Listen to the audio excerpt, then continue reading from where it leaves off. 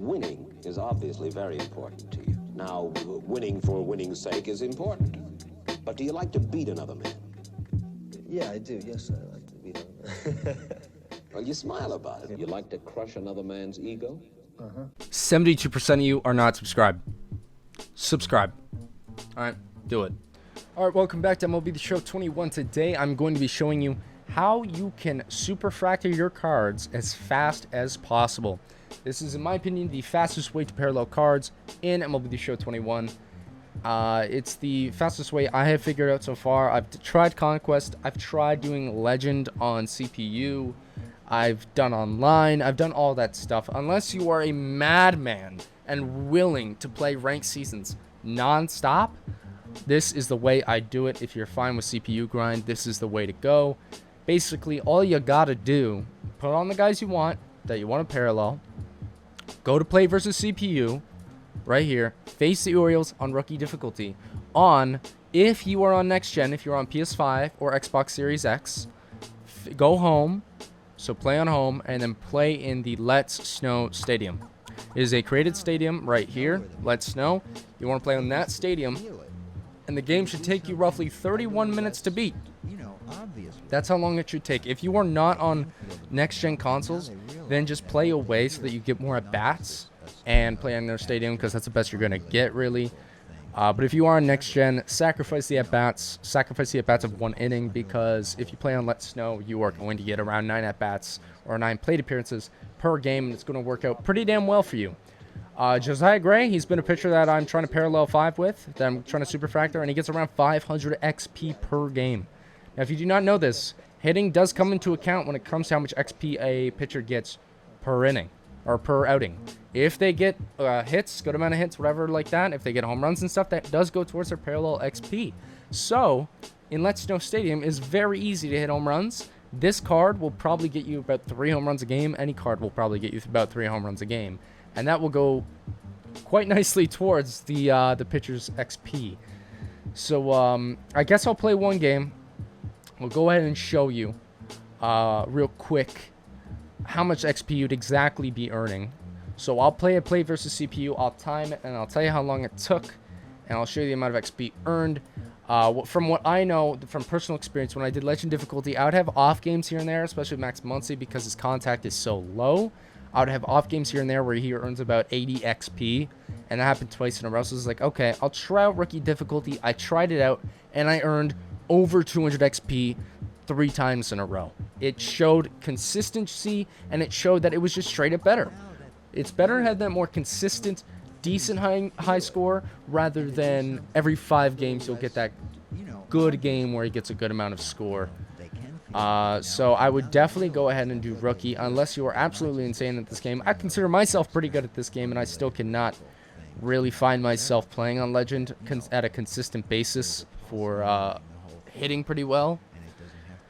But yeah, let me just get into a game against the Orioles. I'll show you in the 9th inning what is going on, how many runs are scored. I usually score about 40 runs per game, so we'll see how many I end up scoring. And then we'll show the XP after. Alright, we beat the game. I forgot to even show the 9th inning, but we ended up winning 45-0. Josiah Gray got 24 strikeouts in 9 innings pitched, didn't give a hit, so he got his complete game shutout.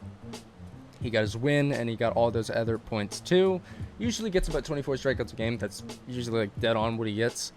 Scored about 5 more runs than average. Got 8 at-bats with pretty much everyone. Pretty sure everyone. Josiah Gray even got 4 hits, I think, that game. 3 or 4 hits. So that increases his points by a good little bit too. And we end up paralleling Kevin Biggio to parallel 2. We get a few packs here. Okay. And on parallel upgrades, Josiah Gray got 480 XP that game for 8 plate appearances, the 2 singles, the 2 doubles, the 4 runs, the 2 RBIs, the 9 innings pitched, the win, the 24 strikeouts, quality start, the complete game, and the shutout. Max Muncy had a down game, but he still had 150 XP. On a considered pretty bad game where he only got 4 hits and only one of them was a home run, he still earned more XP than what was considered a bad game on Legend difficulty. So really, it works out pretty well. 145 XP. Highest we got was 255 with Jackie Robinson. all in all, we earned a good amount of XP with everybody, a decent amount nonetheless, and the pitcher earned a ton. Because if you played on Legend difficulty, that pitcher is not throwing a complete game shutout. That pitcher is not getting as many strikeouts. That pitcher is just not pitching at the caliber he just did. So next game, he will be parallel 4 in my next CPU game. I'll go ahead and open these packs right now. We got 5 Team Affinities and 2 Ballons. Why not? See if we end up pulling a diamond. We get a Universal Profile plate. Okay. Bronze. Nothing really worth my time. Josh Fuentes. Another bronze, silver jersey. 2 Bonds of habit packs. Mike Soroka again. What are the odds of that? And Jose Iglesias, who could probably also go silver. Alright, boys, so that's going to do it for the video. That's just a good little showing of how to get Superfractor as fast as possible. You really just want to do CPU games against the Orioles on Let's Snow Stadium on rookie difficulty and just keep on repeating that. If you don't want to do that, if you don't like playing versus CPU at all, if you just cannot fucking stand it, which I completely understand, I'd recommend probably going ahead and non-stop playing ranked. If you don't want to do that, then you're shit out of luck. The thing about it is that if you want pitchers superfractored, I'm telling you right now, you're gonna have to do this strat if you want pitchers superfractored, because they're not gonna be as ready as you want them to be in ranked games. In event games, they're not gonna pitch as often as you want for as long as you want. In Conquest, they're not gonna pitch for as long as you want. You're gonna have to do this strat. This is the best for pitchers. This is the best for overall. But when it comes to offense, I'd say ranked is probably the best, but you'd have to play it nonstop, and that just isn't really fun. But if you're willing to do it, go ahead. But yeah, boys, that's going to do it for the video. Hit the thumbs up button if you did enjoy. Subscribe my content like this. As always, I'll see you in the next one. Peace.